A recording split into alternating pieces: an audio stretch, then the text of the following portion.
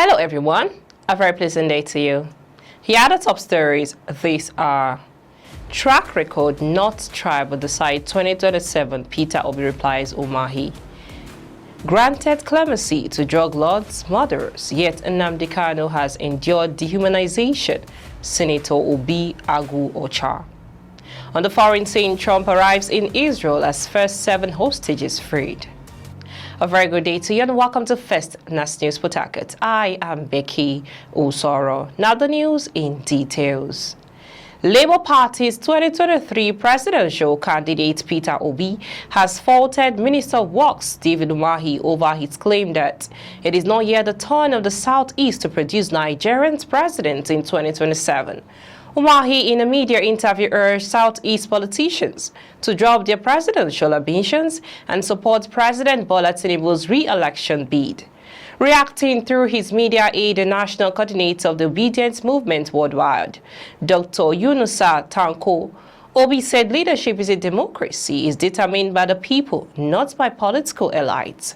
It is a democratic setting, and it is the people who will decide who becomes the next president, not any individual, Tanko said.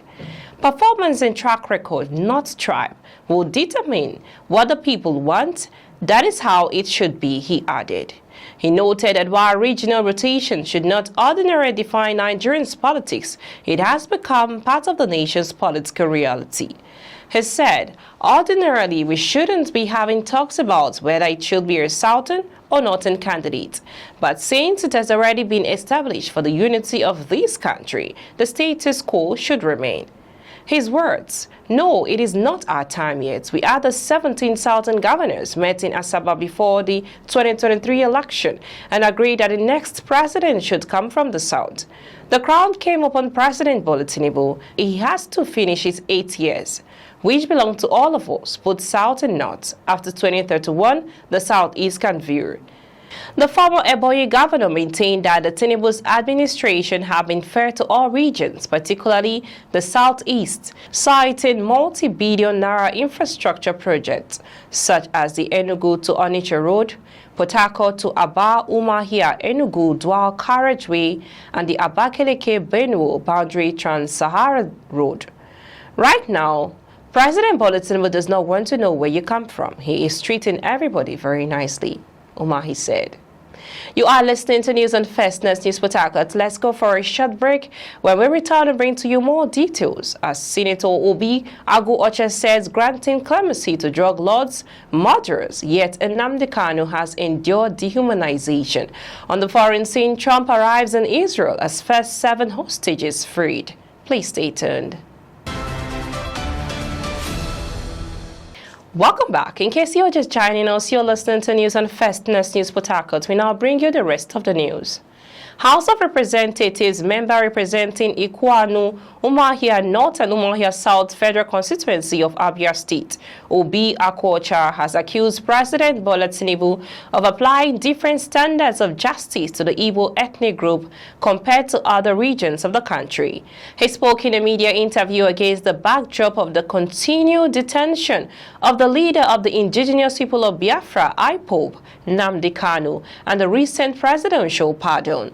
The lawmaker alleged that in the administration of criminal justice in Nigeria, an Igbo man faces a host of challenges that other tribes do not experience. According to Aguocha, Tinubu granted clemency to individuals convicted of serious crimes such as drug trafficking and murder, while Kanu, who according to him has not committed any offense, continues to languish in detention. He further called on all the Igbos to raise their voices, even if it means doing a true peaceful protest. Moving now on to the foreign news, the release of the 20 remaining living Israeli hostages from Gaza is underway. The 7 hostages freed earlier have undergone initial medical checks and reunited with their close family members before a transfer to hospitals. Hundreds of people in Gaza are awaiting the release of 1,700 Palestinian detainees held in Israel since October 7, 2023. As part of the first phase of the U.S. ceasefire agreement, 250 Palestinian prisoners serving life sentence will also be released. U.S. President Donald Trump is now in Israel, where he is expected to meet with Prime Minister Benjamin Netanyahu and address the country's parliament. Trump will also meet some of the families of the hostages. Trump will then head to Egypt, where leaders from more than 20 countries will join a summit on Gaza's future. We'll keep you updated on this story. That's all on the news this hour. We now bring you highlights of the top stories so far. Track record not tribal decide 2027 election, Peter Obi replies Umahi. Brought to you that Senator Obi Aguocha says granting clemency to drug lords, murderers, yet Nnamdi Kanu has endured dehumanization. On the foreign scene, brought to you that Trump arrives Israel today as first 7 hostages freed. Do remember, democracy is the only system that persists in accent the powers that beware that the other powers that ought to be.